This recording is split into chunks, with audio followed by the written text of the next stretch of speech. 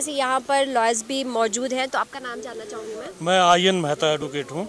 मेहता जी, किस तरह देख रहे हैं इस बार इस शिमला चुनाव को और एक साथ दो प्रत्याशी यहाँ हाईकोर्ट में आज नजर आ रहे हैं, क्या लग रहा है किसकी तरफ प्यार लोगों का दिखाई? देखिए, जो रुझान है, जो लोगों ने मन बनाया है, तो वो कांग्रेस पार्टी के पक्ष में मन बनाया है। हरीश जनाटा जी एक बहुत पुराने समय से, बहुत लंबे समय से समाज सेवा का काम कर रहे हैं और हर वर्ग में यहाँ पर शिमला में दुख सुख में शामिल रहते हैं। हमेशा जो है लोगों की सेवा के लिए तत्पर रहते हैं और जब भी कोई समस्या होती है किसी भी व्यक्ति को, अगर हम वकील समुदाय की बात करें और दूसरे और लोगों की बात करें, गरीब तबके की बात करें, बेरोज़गारों की बात करें या व्यवसायियों की बात करें, तो हमेशा जो है ये अपने आप को सबके लिए उपलब्ध करवाते हैं। जब दिन है रात है, हमेशा लोगों की सेवा के लिए आगे आते हैं। तो क्या लगता है इस बार यहाँ पे जितने भी लॉयर्स और हाई कोर्ट में जो लोग हैं शिमला शहरी सीट से, उनका वोट हरीश जी को मिलना? बिल्कुल बिल्कुल, भारी मात्रा से, भारी मतों से जो है हमारे प्रत्याशी हरीश जनाटा जी यहाँ से जीतेंगे, क्योंकि मैं भी कांग्रेस से संबंध रखता हूँ, कांग्रेस पार्टी का प्रवक्ता हूँ, प्रदेश कांग्रेस पार्टी का, और 31 साल से अधिवक्ताओं के बीच हूँ और सबसे बड़ी बॉडी जो है bar council of Himachal Pradesh में निर्वाचित हूँ पिछले 17 सालों से। तो मुझे अधिवक्ताओं पर जितना मालूम है, अधिवक्ताओं के बारे में, majority of advocates they are supporting Harish Janata ji. लेकिन भाजपा कह रही है इस बार जो रिवाज है वो कहीं ना कहीं बदलेगा और फिर से भाजपा रिपीट होगी। देखिए, रिवाज नहीं बदलेगा, राज बदलेगा। मिशन रिपीट नहीं, मिशन डिफीट होगा। उसके कारण मैं आपको गिना दूं, जब से भारतीय जनता पार्टी की सरकार हिमाचल प्रदेश में रही है, पूरे 5 साल में अगर आप कोविड काल से लेकर बात करें तो जो पीपी किट का घोटाला हुआ था, तत्कालीन उनके जो प्रदेश अध्यक्ष थे डॉक्टर राजीव बिंदल थे, उनका नाम उसमें आया था, उनके परिवार का नाम उसमें आया था। जब पूरे वर्ल्ड में यह समस्या चल रही थी तो हिमाचल प्रदेश का जो नाम खराब हुआ है, जो हमारे धूमिल हुआ है, उसके लिए भारतीय जनता पार्टी और उनके अध्यक्ष, तत्कालीन अध्यक्ष जो है वो उसके लिए उनको लोग जो है उसमें शामिल होने के लिए बारे में बोलते हैं और ये हुआ, साबित भी हुआ था। उसके बाद आप देखिए कितने घोटाले हुए। पुलिस पेपर लीक का घोटाला हुआ जिसमें 2 लाख बेरोजगारों ने अप्लाई किया था और उसमें पेपर लीक होता है 3 लाख से लेकर 8 लाख तक वो पर्चा जो है वो लीक बेचा जाता है।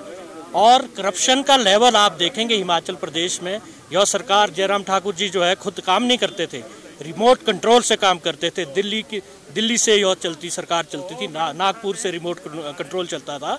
तो हर वर्ग को जो है इस परेशान किया है। अगर आप देखेंगे पूरे प्रदेश में जब इनका विधानसभा का सत्र होता था, शिमला में होता था या शीतकालीन सत्र धर्मशाला में होता था, बेरोजगार, कर्मचारी, किसान, बागवान, हर बार जो है यहाँ पर हमेशा जो आपने देखा होगा धरने प्रदर्शन होते थे। जो कर्मचारी वर्ग की सबसे बड़ी मांग है ओपीएस, कांग्रेस पार्टी उनके साथ खड़ी रही है। 2.5 लाख जो है कर्मचारी हिमाचल प्रदेश में, 1.5 लाख पेंशनर है। कांग्रेस पार्टी ने वादा किया है, गारंटी के माध्यम से हमने 10 गारंटियाँ जो निकाली है। ओपीएस जो है हमारी जैसी सरकार बनती है, पहली कैबिनेट में जो ओपीएस को लागू कर दिया जाएगा। पूरे प्रदेश में, हिमाचल प्रदेश में कांग्रेस पार्टी की लहर है, जिसका नतीजा आपने देखा होगा उपचुनाव में, जब 4 सीटें हिमाचल प्रदेश में कांग्रेस पार्टी ने जीती थी। 1,30,000 जो मत हमने मंडी लोकसभा सीट पे पूरे करके फिर जीत दर्ज करी थी। और एक विधानसभा क्षेत्र जुब्बल कोटखाई का आपको बता दूं, वहां पर इनके प्रत्याशी की जमानत जब्त हुई थी। 4 सीटें हमने जीती थी। तो हिमाचल प्रदेश में सत्ता का एक सेमीफाइनल था। अभी जो है हम 2/3 बहुमत से हिमाचल प्रदेश में सरकार बना रहे हैं। शिमला से हरीश जनाटा जी जो है शिमला शहर से विधायक होंगे और जब सरकार बनेगी उनकी सरकार में बहुत बड़ी भूमिका रहेगी। इस तरह से आप देख सकते हैं कि संजय सूद के साथ यहाँ पर कई वकील भी इनके साथ मौजूद हैं उनके सपोर्ट में। तो क्या कहना चाहेंगे, आज आप भाजपा के सपोर्ट में और संजय सूद जी के सपोर्ट में जिस तरह से वोट की अपील कर रही हैं, किस तरह देखती हैं इस चुनाव? जी देखिए, ये आज हाईकोर्ट है जहाँ पे ये चुनाव प्रचार हो रहा है और जो हाईकोर्ट है वहाँ पे जो अधिवक्ता है वो एक इंटेलेक्चुअल कम्युनिटी का पार्ट है और आप देख सकते हैं कि जो जन समर्थन यहाँ पे संजय सूद जी को मिल रहा है, तो आप इससे आकलन कर सकते हैं कि जो हमारा बुद्धिजीवी वर्ग है वो एक ऐसा लीडर चाहता है, ऐसी पार्टी चाहता है जिसका एक विजन है, जो विजन की राजनीति करता है, जो विकास की राजनीति करता है। और जब अगर आप संजय सूद जी का जो आप दृष्टि पत्र देखेंगे उसमें आप देखेंगे जो उन्होंने शिमला के लिए एक सोच रखी है कि वो अगर जीते, यहाँ पे प्रत्याशी हैं अभी और वो यहाँ पे विजयी होते हैं तो वो उनका क्या विजन है इस शहर के लिए, क्योंकि जो हमारा ये राजधानी शिमला है वो एक इंटरनेशनल फेम्ड सिटी है और यहाँ पे जो मूलभूत सुविधाएं हैं उनकी एक्सपेंशन बहुत ज्यादा जरूरी है और उसके लिए एक विजन चाहिए। विकास की राजनीति और विकास हो, जो हर वर्ग का विकास हो, रोड्स का विकास हो, जो हमारी मूलभूत सुविधाएं, हेल्थ इंफ्रास्ट्रक्चर का विकास हो, पार्किंग फैसिलिटीज, एजुकेशन का जो इंफ्रास्ट्रक्चर है उसको बढ़ाया जाए। इसी सोच के साथ आज जब हम इंटेलेक्चुअल लोगों के बीच में जा रहे हैं तो हमें बहुत ज्यादा जो जन समर्थन मिल रहा है उससे साफ है कि जो लोग हैं वो संजय सूद जी की सोच को पसंद कर रहे हैं, क्योंकि एक ये ऐसा व्यक्तित्व है जो एक विकास की बात कर रहे हैं, पूरे प्रदेश के साथ साथ अपनी जो राजधानी शिमला है उसके विकास की बात कर रहे हैं। इसलिए आप जो यहाँ पे भीड़ है इनके लिए उमड़ी हुई है और आज हम इनके लिए जनसंपर्क अभियान में इनका सहयोग कर रहे हैं। आप एक लॉयर हैं तो किस तरह देखते हैं जिससे कांग्रेस की वे वादे कर रहे हैं ओपीएस को लेकर और 300 यूनिट बिजली फ्री करने की बात, तो इसे कैसे देखेगी जनता या फिर यहाँ के लॉयर? जी देखिए, जो कांग्रेस पार्टी है उसके पास एक मुद्दा विहीन पार्टी है और ये ऐसी पार्टी है जिसके पास कोई मुद्दा नहीं था तो इन्होंने ओपीएस का मुद्दा छेड़ा। मैं इनसे पूछना चाहूंगी कि 2003 में जब इन्होंने ओपीएस बंद किया था और जब ये कहते हैं कि केंद्र से इससे बंद हुआ था, तो मैं आपको बताना चाहूंगी वीरभद्र सिंह जी ने 8 महीने पहले एडवांस में ही ओपीएस को बंद कर दिया था और 2003 के बाद भी ये कई बार सरकार में आया। 2003 के बाद 2022 में इनको एक बार फिर ओपीएस की याद आ गई है 20 साल बाद, क्योंकि इनके पास कोई मुद्दा नहीं है वोट मांगने का।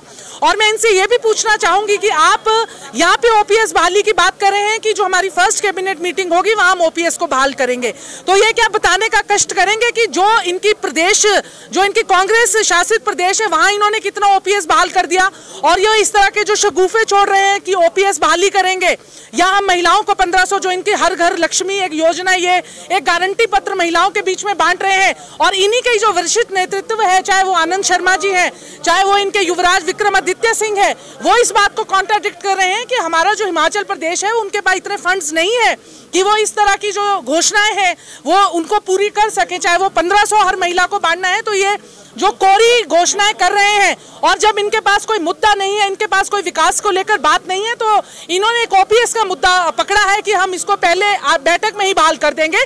तो मेरा इनसे कहना है कि जहां जहां पे आप कांग्रेस शासित प्रदेश है आप सबसे पहले वहां पे ओपीएस की बहाली करें, फिर आप हमारे हिमाचल प्रदेश में बात कांग्रेस के वादे को आप झूठा बता रहे हैं? जी बिल्कुल, मैं कांग्रेस के वादे को ही झूठा नहीं कह रही हूँ, मैं कांग्रेस के वर्चस्व को ही झूठा साबित कर रही हूँ, क्योंकि ये एक ऐसी पार्टी है जिसने आजकल भारत जोड़ो यात्रा की है। और मैं आपको शिमला की बात करूंगी, इनकी भारत जोड़ो यात्रा के तहत ही इनको 150 युवा, जो युवा कांग्रेस के नेता थे, उन्होंने इन्हीं की पार्टी छोड़ दी है।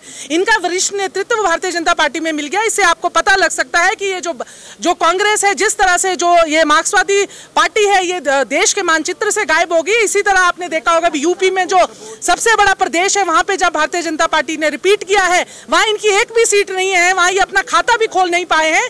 और आज अभी भी आप देख सकते हैं कि जो कांग्रेस पार्टी है, इनके जो बड़े बड़े नेता है वो भाजपा में शामिल हुए और शिमला राजधानी में ही इनके 150 युवा, जो इनके बड़े बड़े पदाधिकारी थे, इनके प्रदेश महासचिव थे, उन लोगों ने इनकी पार्टी छोड़ दी है। तो आप सोच सकते हैं कि इनका वर्चस्व कितना है और कितना रह गया है। देखिए, हमारे काफ़ी सारे मुद्दे हैं, जैसे दिन पर दिन वकीलों की संख्या बढ़ रही है, तो हम बार रूम में बैठने को जगह नहीं है। कोई वकील गरीब घर से आता है, उसके पास रहने को मूलभूत संविधान से उसको किराए के मकान पे रहना पड़ता है यहाँ के। हम इसलिए संजय सूद जी का जो सोच लेके ये चले हैं, इसलिए हम इनका समर्थन कर रहे हैं और निश्चित तौर पर ही मैं कहूँगा कि भारतीय जनता पार्टी की सरकार एक बार फिर से बनेगी और कमल खिलेगा। संजय सूद जी के सपोर्ट में आप खड़े हैं, संजय सूद जी के ऊपर कितना विश्वास? मेरे को उनके ऊपर 100% विश्वास है। जो इन्होंने, आपने जैसा कि मेरी साथी ने कहा कि इनका आप यदि दृष्टि पत्र देखें तो इन्होंने जो वादे पूरे करने का जो इन्होंने वादे किए वो शायद पूरे भी होंगे। और हाँ, कांग्रेस पार्टी, जैसा इन्होंने भी कहा कि कांग्रेस मुद्दा विहीन पार्टी है, तो मैं भी उनसे पूछना चाहता हूँ कि जिन राज्यों में आपकी सरकार है, आपने वहाँ पे ओपीएस बहाल करी? क्या वहाँ पे ओपीएस बहाल हुई? और जो कह रहे हैं कि महिलाओं को 1500 रुपये देंगे, मैं पूछता हूँ, मैं इनसे पूछना चाहता हूँ कि हिमाचल में कितनी महिलाएं हैं, कितनों को वो 1500 रुपये देंगे? और क्या एक महिला 1500 रुपये में अपना गुजारा कर पाएगी? यहाँ पे जैसे और भी लोग मौजूद हैं, उनसे जानते हैं उनका क्या कहना है। आज आप बिल्कुल विधायक कैंडिडेट की क्या वजह है संजय जी के लिए इतना विश्वास? भारतीय जनता पार्टी ने एक ऐसा कैंडिडेट चुना जो बड़ा सरल स्वभाव का है और बड़ा मतलब जिसको बोलते हैं जुझारू कार्यकर्ता है। और भारतीय जनता पार्टी ने एक जुझारू कार्यकर्ता को बिल्कुल जो चाय की दुकान है जिनकी, उनको वोट दिया। और इससे जो है वो आम जनता में ये मैसेज गया कि भारतीय जनता पार्टी जो अमीरों की पार्टी नहीं, गरीबों का भी ध्यान रखती है। और हमारी सब आज आप इस हाई कोर्ट कम्प्लेक्स में आए, यहाँ सारे बुद्धिजीवी हैं, इंटेलेक्चुअल पर्सन हैं। और इन सब देखो, आप देख ही रहे हैं कि इन सबका रुझान जो है वो संजय जी के साथ है, भारतीय जनता पार्टी के साथ है। तो ऐसा लगता है कि जो बुद्धि इंटेलेक्चुअल सेल है वो सारा बीजेपी के साथ है। और इनका जो काम करने का ढंग है वो भी बड़ा सरल है। और लोग जो जहाँ जहाँ ये जा रहे हैं वहाँ इनको पूरा समर्थन मिल रहा है। और हमारी शुभकामनाएं हैं कि ये भारी मतों से जो है वो विजयी हों और भारतीय जनता पार्टी के यहाँ से विधायक बने, यही हमारी शुभकामनाएं। तो सभी वकील क्या संजय जी के साथ खड़े हैं, आपको लग रहा है? हाँ, देखो आपके सामने ही है, आपके सामने सारा यहीं से एंट्रेंस है, यहीं से सारे वकील जा रहे हैं। और जो भी जा रहा है वो यहाँ पे खड़े होकर अपनी शुभकामनाएं दे रहा है।